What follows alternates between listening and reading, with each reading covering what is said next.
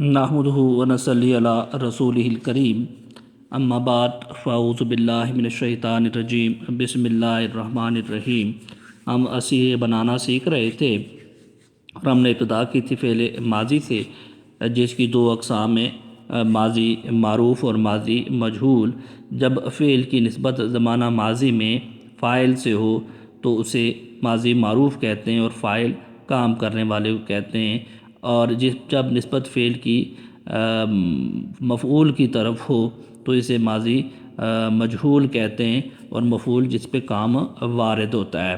تو ہم نے یہ کہا تھا کہ فعل کو فاعل کی ضرورت ہوتی ہے اور فاعل کے بدلنے سے صیغے بدلتے ہیں، اور فاعل کے لیے ہم ضمائر جو استعمال کرتے ہیں انہیں کہتے ہیں ضمائر مرفوع متصل، اور مذکر غائب کے لیے جو ضمائر استعمال ہوتی ہیں وہ الف تثنیہ کے لیے اور واو جمع کے لیے استعمال ہوتی ہے۔ تو ہم پہلے تو یہ دیکھتے ہیں کہ ماضی مجہول کے اوزان کیا ہیں۔ تو ماضی مجہول کا ایک ہی وزن ہے، وہ ہے فعلا۔ تو یہاں پہ بھی ہم نے جس کلمے کا انتخاب کیا ہے وہ سمیع ہے، اور یہ سمیع تھا ماضی معروف میں، اور جب اسے مجہول بنایا گیا تو فعلا کے وزن پہ یہ سمیع ہو گیا۔ تو اب ہم اسے صیغے بنائیں گے۔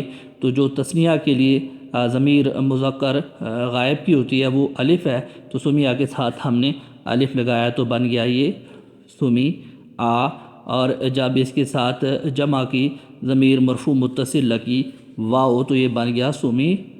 تو اس طرح ہم مرفوع متصل ضمیر لگاتے ہیں اور ہمیں صیغے مل جاتے ہیں، اور یہ جو صیغے ہم نے پہلے بنائے ہیں وہ مذکر غائب کے ہیں، جو کہ الف تثنیہ کے لیے اور واو جمع کے لیے ہم نے ضمائر مرفوع متصل استعمال کی۔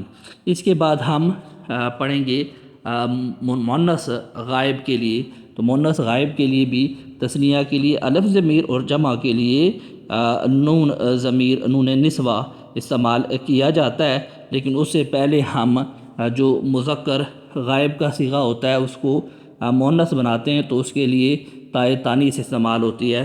تو جب تائے تانیث ہم نے سمیع کے ساتھ لگائی تو یہ بن گیا سمیعات، اور اس کے بعد ہم اس کے ساتھ اس کی ضمائر مرفوع متصل تثنیہ اور جمع لگاتے ہیں، اور تثنیہ کے لیے ضمیر مرفوع متصل وہ الف ہوتا ہے۔ تو جب الف لگایا ہم نے سمیعت کے ساتھ تو بن گیا سمیعتا، اور جب نون نسوہ جمع مؤنث غائب کی ضمیر مرفوع متصل لگائی تو بن گیا سمعنا۔ اور مذکر مخاطب کے لیے ہمارے پاس 3 ضمائر مرفوع متصل ہوتی ہیں، تا، تما، تم۔ تا جو ہے وہ واحد کے لیے، اور تما تثنیہ کے لیے، اور تم جمع کی ضمیر مرفوع متصل ہوتی ہے مذکر مخاطب کے لیے۔ تو جب تا لگایا ہم نے سمیع کے ساتھ تو بن گیا سمعتا، اور جب تما تثنیہ کی ضمیر مرفوع متصل لگائی تو بن گیا سمعتما، اور جب ہم نے جمع کی تم ضمیر مرفوع متصل سمیع کے ساتھ لگاتے ہیں تو یہ بن گیا سمعتم۔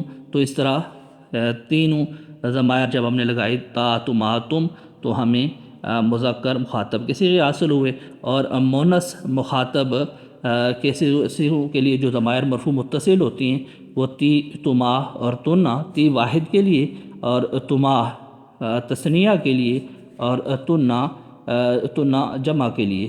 تو تی جب ہم نے سمیع کے ساتھ لگائی تو بن گیا سمعتی، اور تما تثنیہ کی جب ضمیر مرفوع متصل لگائی تو بن گیا سمعتما، اور جمع کی ضمیر تنا، جمع کی جو ضمیر مرفوع متصل ہے وہ جب ہم سمیع کے ساتھ لگائی تو بن گیا سمعتنا۔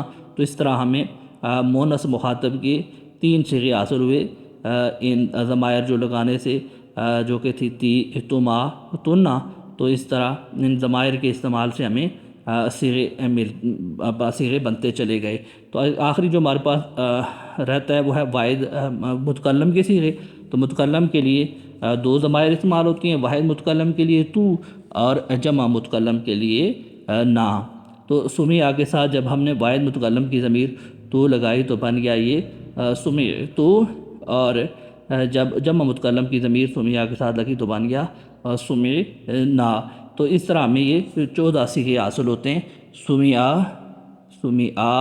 سمعو، سمعت، سمعتا، سمعنا، اور سمعتا، سمعتما، سمعتم، سمعتی، سمعتما، سمعتنا، اور سمعتو، سمعنا۔ صدق اللہ العظیم۔ اللہ تعالی ہمیں دین سیکھنے، سمجھنے اور اس پہ عمل کرنے کی توفیق عطا فرمائے۔